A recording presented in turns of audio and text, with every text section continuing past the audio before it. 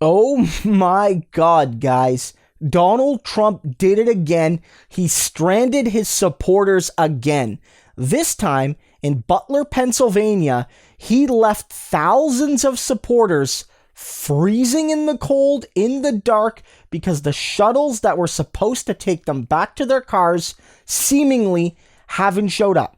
That's what happened. And this is exactly what happened less than a week ago in Omaha, Nebraska, where again, Trump did one of his plane stop tours where he flies in his plane, he does a rally, everyone buses in to see him, and then they fly out, and he left his people there, his most loyal, ardent, dedicated supporters, the people that love Trump so much, they would come out during COVID to see him, knowing it's unsafe to do so, and then and left them there to suffer.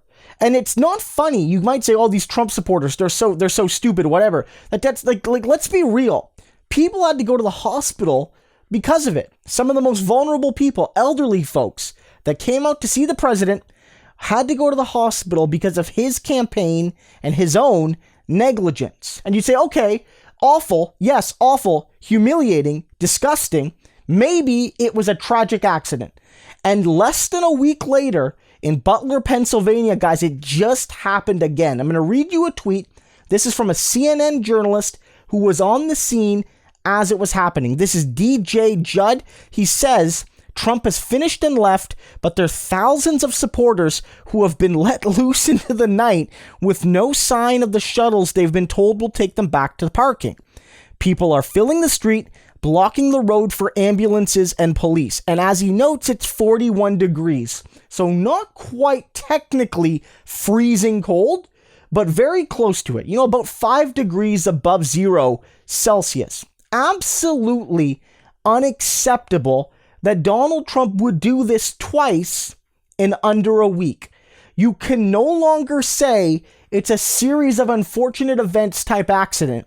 Trump is clearly negligent when it comes to the health and safety and dignity of Americans in general. Yes, we already knew that. But even of his most ardent supporters. These are people that love him, that want to see him, that will come out even though it's dangerous to see him. They'll do it. Cold, wet, dark, snowy, whatever. They'll do it. They'll come and see him. And you can disagree with those people, but, you know, they love this president. They do. And Trump sees that love they have for him.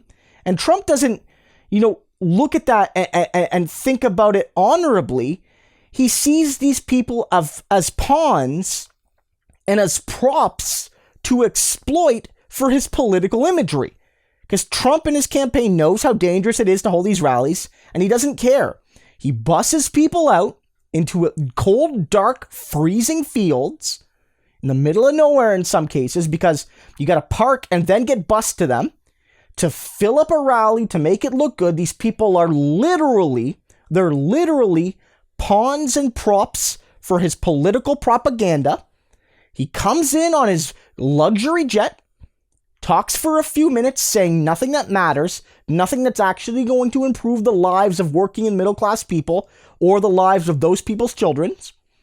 And then he flies out on his luxury jet, as Joe Scarborough noted, probably with all the fast food and all the amenities he could ever want. And he leaves these regular working and middle class people to freeze in the cold, dark night. Again, this is a metaphor for Trumpism, for the Trump presidency and the Trump campaign. He governs on behalf of the 1% and maybe the top 5%, and usually, you know, maybe the top 0.1%, you know, the richest of the rich, but he needs the votes of so many regular people to become president and to stay president. And those folks, you can call them misguided, you can call them fools, you can call them people plagued with false consciousness, whatever. They love this president and they came out to see him and they got screwed again by him. We don't know yet if there's medical issues here. This is breaking news, unlike last time I covered it the morning after. It's slightly warmer than it was in Omaha, so maybe people will be okay. But as the journalist here is noting, it's blocking access routes for first responders. So if there are issues, it might be very difficult for those people to find folks in time to save them. Again, this could be another instance of Donald Trump's propaganda and desire to put his ego ahead of everything else could cost people their lives. We don't know yet. But again, you cannot call this an accident if it happens twice in less than a week.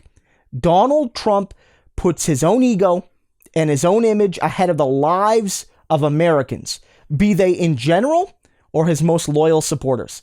If you think this man deserves another 4 years as president, I don't know what to tell you.